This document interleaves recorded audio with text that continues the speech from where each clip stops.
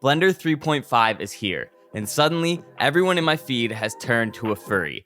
With the new nodes-based hair system allowing for unparalleled control, the new asset browser integration really speeding up the workflow, and especially the amazing quick fur option, I totally see the reason for the excitement. But in this video, I'm here to talk about something I'm even more excited for. VDMs, or vector displacement maps, are already commonplace in 3D softwares like Zbrush, Modox, or 3D Coat. But now, we finally get official support inside of Blender. But what is a VDM?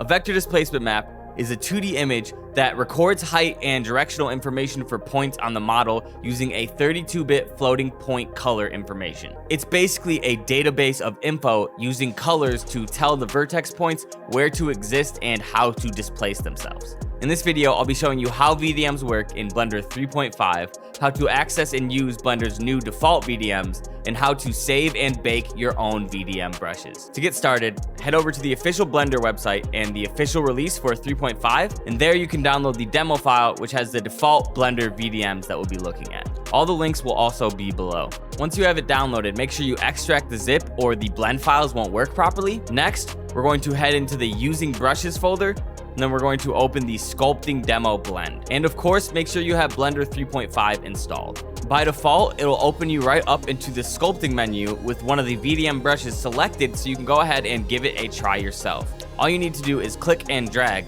to adjust the size and location of the brush, and this allows for instantaneous, almost real-time sculpting. Blender has been lacking this feature for so long, and it's something that's so necessary to really speed up your workflow as a sculptor or a 3D modeler. And it's also insane how well the performance is even in a high poly model like this one. These brushes aren't available in the default version of 3.5, and that's why we had to download this blend file. But if you convert the project file into a basic version of your default startup save, and then go to File, Defaults, Save Startup File, you will actually save a version of the startup file that gives you these brushes. So now every time you're in sculpting mode, these brushes are here by default.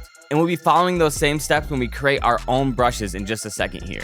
Alternatively, let's say you don't want to make it your default and you just want to use these brushes in a different project. You can just use the append feature like you would on every other blend file and head to the brush section and then add whatever brush you would like. And now when you go to sculpt mode, you'll see the ear brush you appended. To get back to creating our own VDM brush, go back to the original file and open up the VDM manual baking demo. Fine folks over at Blender have made this extremely easy for us. And there's even an example VDM brush here that they have created. There's some pretty simple to follow instructions over here on how to create it, but I'll go ahead and describe it to you as well. The first thing you're gonna want to do is sculpt whatever you want to use as your VDM brush. You cannot just add actual geometry to the mesh, you have to sculpt it. That's the way that vector displacement works. Making the radius really small on the grab tool and then just pulling up and to the left is a quick way to make a drag and scale-ish type effect that we can use as an example for a VDM brush. Make sure you create these spikes during the center of the mesh because the outside edges of the mesh will be cut off in our VDM brush.